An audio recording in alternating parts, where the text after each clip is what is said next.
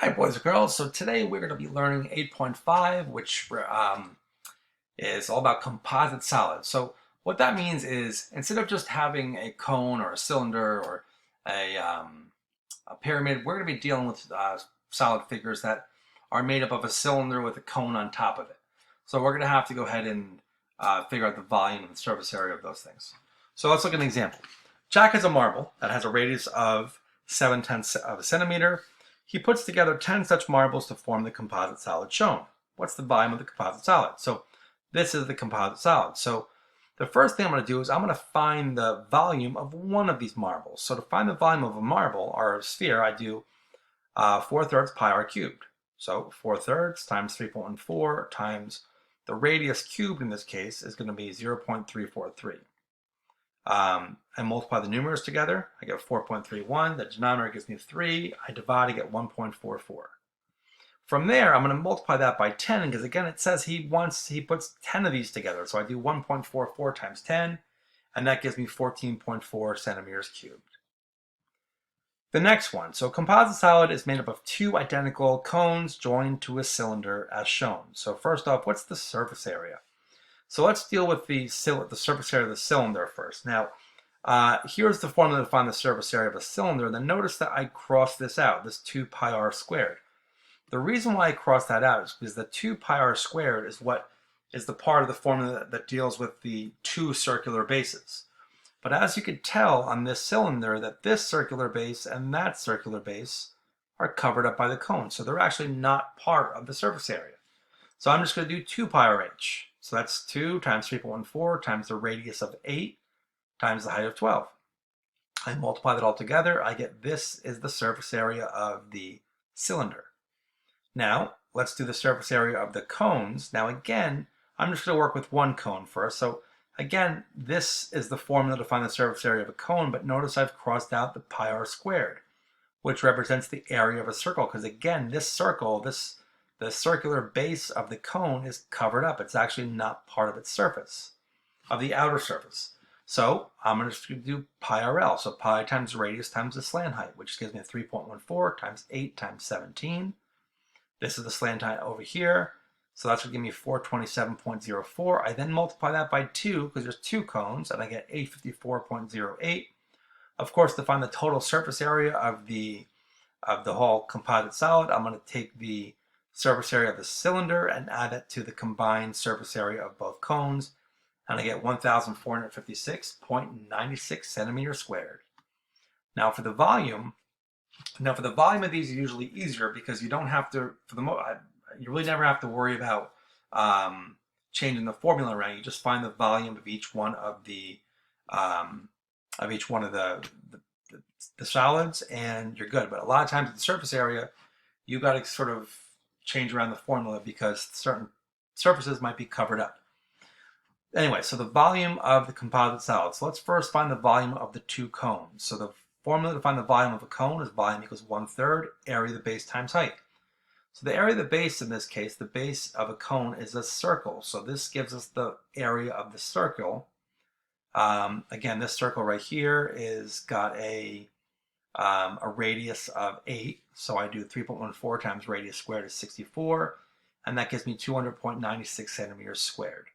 So that's the area of the base. We plug that into the formula. We have 1/3 times the area of the base times the height, which we know is 15 from this right here.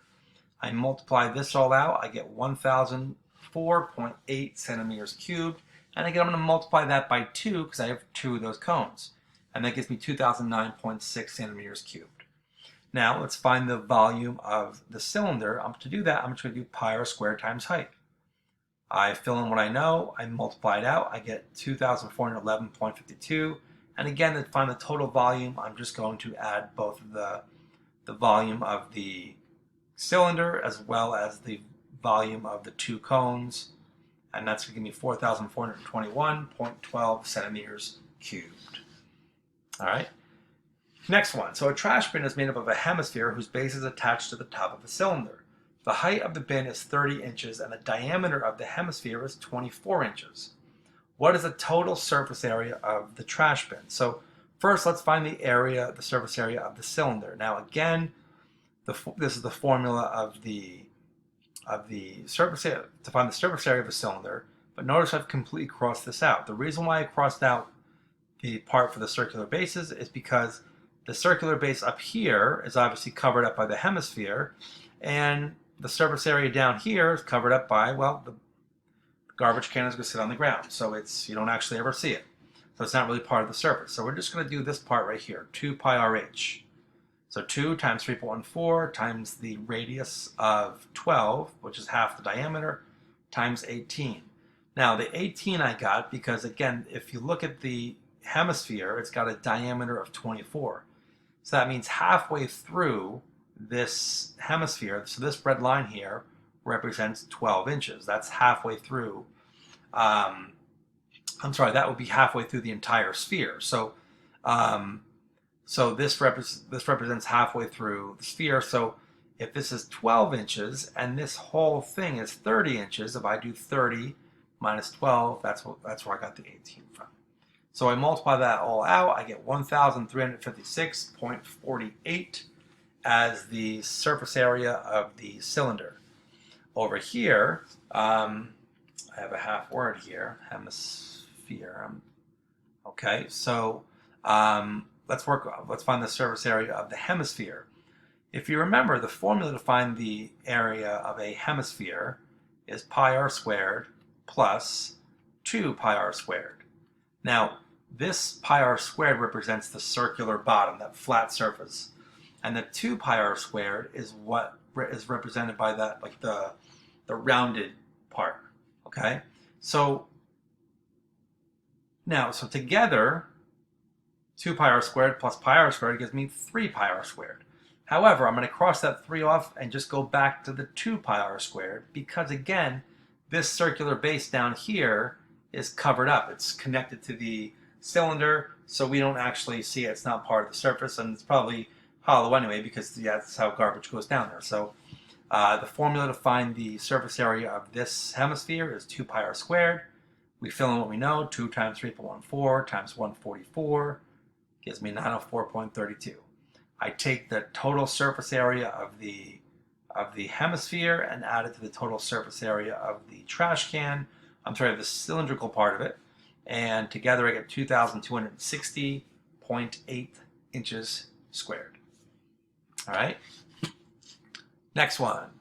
So for this one, we have a cylinder with a cone sitting on top of it. And it's a lampshade. So really this part down here, it's kind of hollow all the way through, right?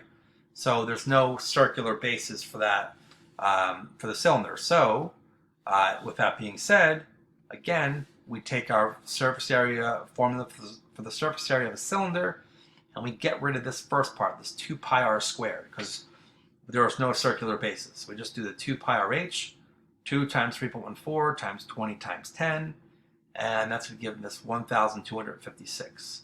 This represents the surface area of the cylinder. Now over here, once again, I get rid of this pi r squared because there's no circular base on that cone. I just have the pi RL, so 3.14 times 20, which is half the diameter, and multiply that by the slant height of 30, and I get 1,884 square centimeters. I add my two surface areas together, and I get 3,140 centimeters squared. All right, and then the last one this is the toughest one. So this one's pretty tricky, but so a candle holder is in the shape of a cube with a cylindrical hole through the middle. The edge length of the cube is 5 inches. The diameter of the cylindrical hole is 3 inches, and its height is 4 inches. So now again, the height of the cube is 5, but this hole goes down to like right there. It goes down like 4 inches. So first things first, what's the volume of the candle holder? So the volume of this, the first thing we're going to do, to find the volume of a cube, we talked about this the other day, we do the height times the length times the width. So length times width times height. So each side length is 5, so I'm going to do 5 cubed. So 5 times 5 times 5 is 125. So that's the volume if it were a solid figure there, but a solid, whatever it's made out of, wax or whatever it is, or metal, whatever it is. If it were solid, it would be 125. However, it's not. It's got this hole in the middle of it that's shaped like a cylinder. So let's find the volume of a cylinder that matches with these dimensions. So to find the volume of a cylinder, we're going to do pi r squared times the height. So 3.14 times 2.25 times 4. Now I got this 2.25 because the radius squared.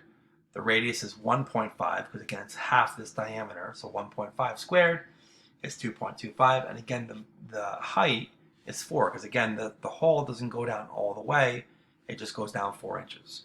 So when I multiply that all out, I find that the hole in there has a volume of 28.26. So essentially I take my complete volume of the cube and I subtract that hollow space, which is 28.26 cubic inches, and I wind up that the volume of the candle holder is 96.74 inches cubed. All right. Now the surface area is a little bit trickier. So if you notice here, I wrote 25 on these two faces. So if we just imagine for a moment, this is a complete cube. So it has 6 faces, right? It's got 1 here, 2, it's got 1 on this side, 1 on that side, it's got the top, and of course it's got the bottom, all right? So it's got 6 faces. So I'm just gonna deal right now with 5 faces. I'm not gonna deal with this top face up here, this one. So I'm just looking at the rest of the 5 faces. Now each one of these faces has an area of 25 square inches, because again this cube is 5 inches by 5 inches, which is 25. So each face is 25 inches squared. So I'm going to do 25 times 5 gives me 125. So that represents the 5 faces. Now I'm going to take care of this top face up here. Now the tricky thing about this top face is that there's a big hole in it, right? So really right now what I'm going to do is I'm going to concentrate on finding this right here, the surface area of all this part here that's around this hole. So to do that, I'm going to first start with, I'm going to imagine that the hole isn't there, and I'm going to find that the area of this top would be 25 inches squared, right? But now I'm going to find the area of this circle. So I'm going to do that by doing pi r squared. So 3.14 times 2.25, it's just 7.065. So the area of this circle up top is 7.065. Now I'm going to take that area and subtract it from the total area of this figure, of this face. So 25 minus 7.065 is 17.935. So this blue part represents 17.935 inches squared. All right. Now the last thing we have to do, this hole is still part of the surface, right? So I could still see it, I could still touch it, even though it's just down, it just goes down a little bit. So what I have to do is I have to find the surface area of this cylinder. All right. So I'm going to find the surface area of that hole, which is in the shape of a cylinder. So essentially I'm finding the surface area of a cylinder with a radius of 1.5 inches. So here's my formula, pi r squared plus 2 pi r h. Now notice I don't have a 2 in front of here because this hole only has 1 circular base, and that's at the bottom. So I'm going to keep that 2 off there. So pi r squared, which we know from this problem over here, is 7.065, plus the 2 pi r h is 2 times 3.14 times the radius times the height is 4. Gives me 37.68. I add these together and I have that the hole there has a surface area of 44.745 inches squared. So what I have to do is I got to take the 125, which is the 5 faces, the 5 original faces, plus this 17.935, which is that top face, plus the surface area of that cylindrical hole, and I add them all together. It gives me a total surface area of 187.68 inches squared. So that is working with composite solids. Boys, girls, if I went too fast, if you have any questions on any of these, please just email me. I'm going to have a Zoom class this week, and I'll make myself available on Zoom today, and we can go over anything that you guys want to go over. So again, just email me with any questions. I'll talk to you later.